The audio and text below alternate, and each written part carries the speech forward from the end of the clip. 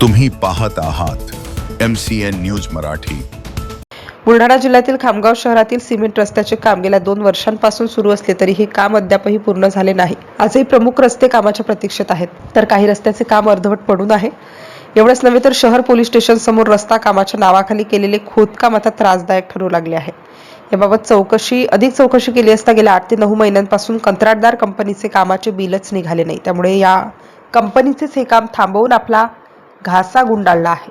शहरातील 29 ठिकाणच्या 21 किलोमीटरच्या रस्त्याचे काम गेल्या 2 वर्षांपासून सुरू आहे।